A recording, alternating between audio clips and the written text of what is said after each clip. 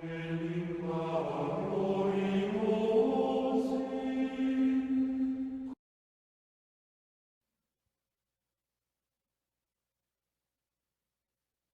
the Feast of the Holy Innocents, and the last 2 days we had the Feast of St. Stephen, the first martyr, St. John the Evangelist, and I mentioned how both of them witnessed to Christ. They gave testimony to Christ, St. Stephen by his death, St. John by his writings, but he too in spirit was a martyr because they tried to kill him. Today we have the Holy Innocents. Now they did not profess the faith. They did not profess faith in Christ, so they did not choose to die in belief of Christ, but rather they died in place of Christ. And because of this, they too are witnesses to Christ, though they didn't choose to be witnesses. So they are witnesses by the fact of their death. So Herod tried to kill the Christ child, and so he ends up killing all the innocent children in and around Bethlehem, all the male children under 2 years old. We don't know how many children that was, but we can say it's even if it was just a few, it's a horrible thing to have happened. And we could say that Herod is a horrible man for having done this. And it's not the first time that Herod did things that are horrible.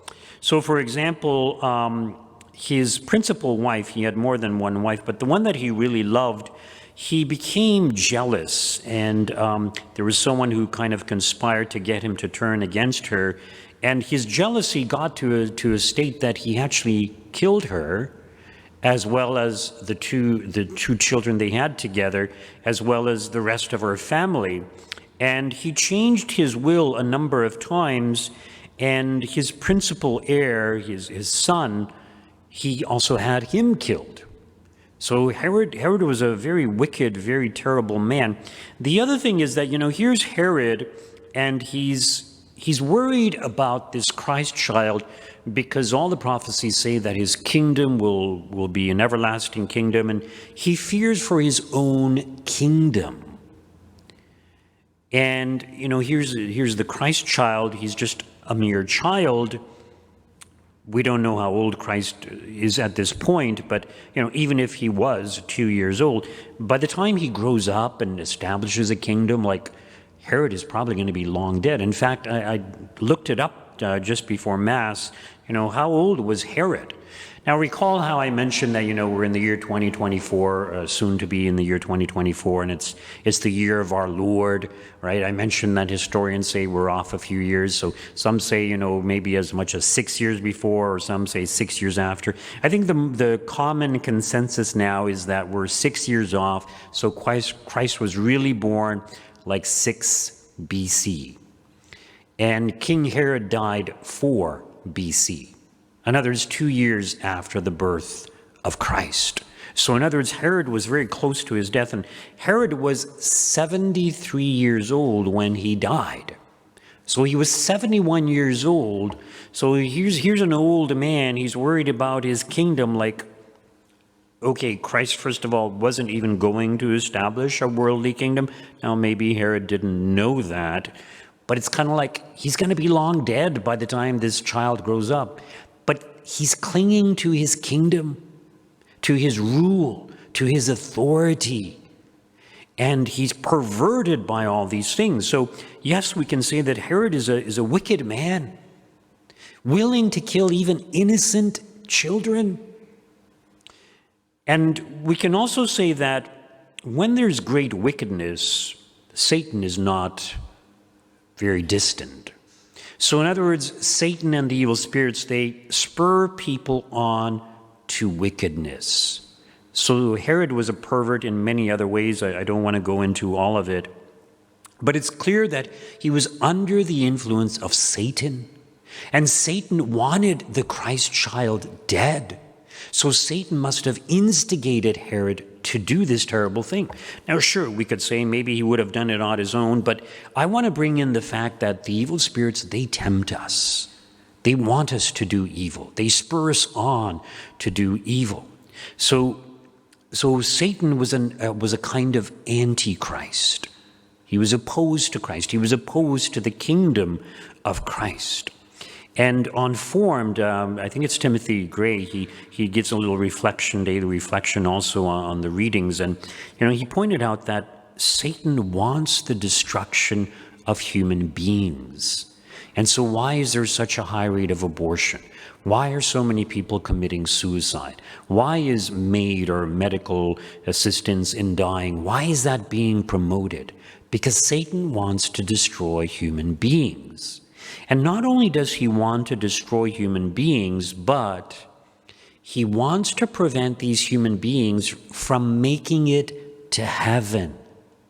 Now, what happens to little children who are aborted? What happens when somebody has a miscarriage? What happens to little children when they die young?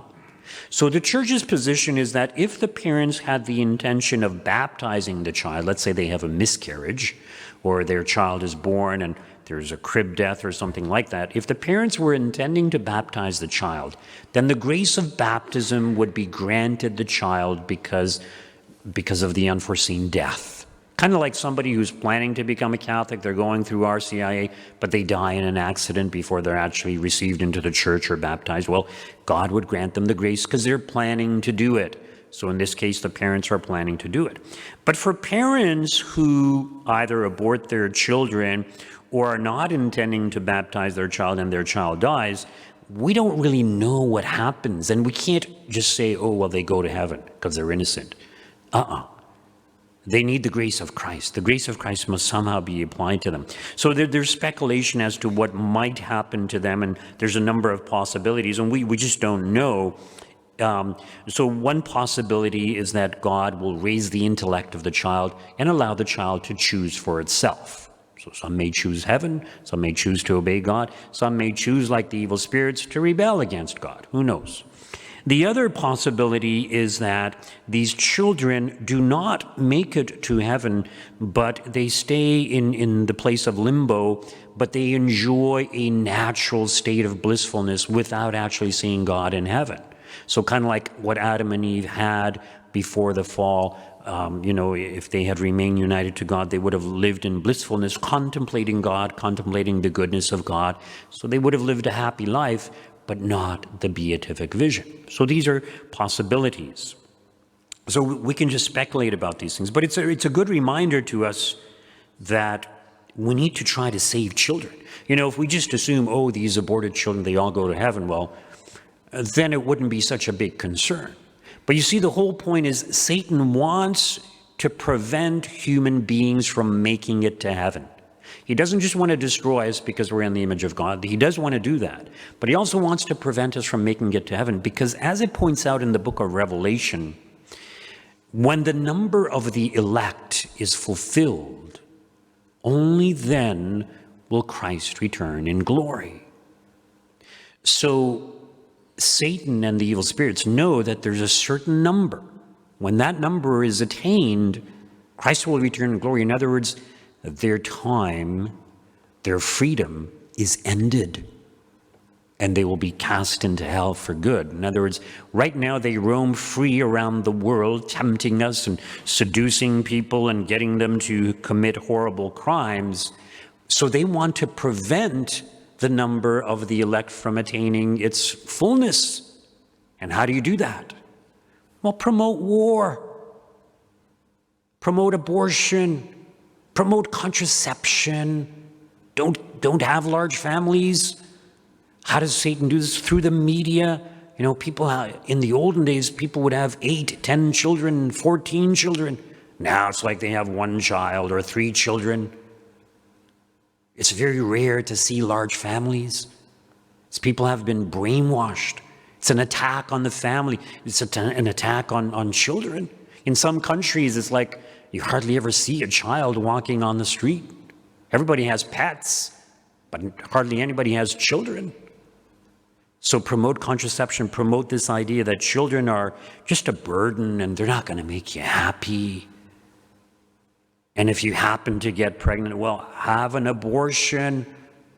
right? It's the killing of children, the killing of human beings, the prevention of having them come into this world. So Satan is in charge of the world, and all those people who are wicked like Herod, okay, maybe they're not as wicked, some might say. Well, I don't know about that. Anybody who commits a mortal sin and is opposed to Christianity, I would say is wicked. You know, here's Herod. He kills his wife and family and his son, the primary heir. And just a reminder, you know, when we talk of King Herod here, the King Herod who killed the innocents, he's the father of the Herod who would kill John the Baptist. So it's not the same individual. So that's Herod Antipas who comes later. It's one of his sons. So he had 8 wives. This Herod had 8 wives. So 2 of his sons kind of take over after this King Herod dies. But anyway, so here's Herod who kills these innocent children in and around Bethlehem. This is cruel. This is wicked. Would you want someone like that ruling over you? A wicked man ruling over you, even though he promises, oh, I'll reduce the taxes, I'll do this, I'll give you health care, whatever. Would you want someone like that ruling over you? If you had a choice, would you vote for someone like that? Hopefully not. Hopefully you have enough common sense to realize this man is wicked. No matter how much he tries to incite you or to entice you with you know, promises of a better life or whatever, this person is wicked. But how about our politicians? They didn't just kill a few children in and around Bethlehem. They support abortion. 100,000 children killed in the womb every year. That's just the ones that we know about. Now there's the, what's it called, the after, you take a pill after, you know, you have sexual relations, so to kill the child, right, within the womb. In other words, spontaneous abortions, you have pills for that now, so these are not actually counted. So there's probably a lot more. In the U.S., it's 1 million every year. And politicians support this. And our the tax dollars pay for this. And not only that, our leader supports abortion in third world countries and funds abortion in third world countries with our tax dollars. Why are they doing this?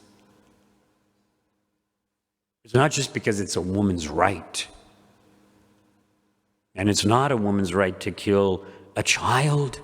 And the child in the womb is not their body. It's not their choice. That child is unique. It's a unique individual with its own genetic makeup, its own genetic DNA. And every child has a purpose. God has a plan for every child that he intends to come into this world. But Satan wants to prevent this. And much of society is in the hands of Satan. So yes, Herod is a wicked man, but Herod is also a victim of evil, a victim of Satan. And so many people in our age are also victims of Satan, victims of propaganda. And it's so sad. What is going to end up, you know, where do you think Herod ended up? You think he went to heaven? No. Do you think he repented on his deathbed? I doubt it. He was in the clutches of Satan. And so many people like that in the world today, especially politicians.